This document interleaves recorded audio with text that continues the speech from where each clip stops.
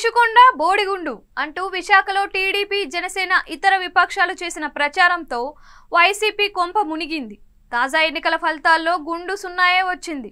రుషికొండను నున్నగా చేశారని, అక్కడ ఏవో రహస్య మందిరాలు నిర్మిస్తున్నారు అని తోచిన తీరున వ్యాఖ్యలతో నేతలు ఆరోపిస్తూ ఉంటే ఒక సెక్షన్ ఆఫ్ మీడియా వార్తలు చాలా రాసింది. ఇంతకీ రుషికొండపైన నిర్మాణాలు ఏమిటి, అసలు ఏం జరుగుతోంది అన్నది సిపిఐ నేత నారాయణ చూసి వచ్చారు.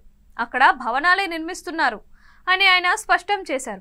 అయినా రుషికొండ మీద చర్చ ఎక్కడా ఆగింది కాదు. వైసీపీ వారి మాట ప్రకారం చూస్తే రుషికొండ వద్ద అధునాతన భవనాలు నిర్మించామని, అది టూరిజం డెవలప్మెంట్ కోసమని పేర్కొన్నారు. రుషికొండ విషయంలో ఇలా రాజకీయం చాలా నడిచింది.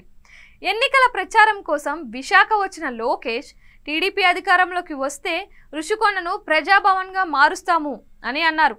భీమిలి నియోజకవర్గం పరిధిలో ఉన్న రుషికొండ విషయంలో కొత్తగా గెలిచిన టీడీపీ ఎమ్మెల్యే గంటా శ్రీనివాసరావు మాట్లాడుతూ రుషికొండ కాలేజీల వివాదం మీద చంద్రబాబుతో మాట్లాడి తగిన నిర్ణయం తీసుకుంటామని చెప్పారు. రుషికొండ మీద అత్యాధునికంగా నిర్మించిన భవనాలను ఏం చేయాలన్న దాని మీద టీడీపీ ఆలోచన చేస్తుంది. వైసీపీ గెలిస్తే అది సీఎం క్యాంప్ ఆఫీస్ అయ్యేది. ఇప్పుడు రాజప్రసాదంగా ఉన్న ఈ భవనాలను టీడీపీ ఏ విధంగా వాడుకుంటుంది అన్నది ఆసక్తిని కలిగిస్తున్న విషయం.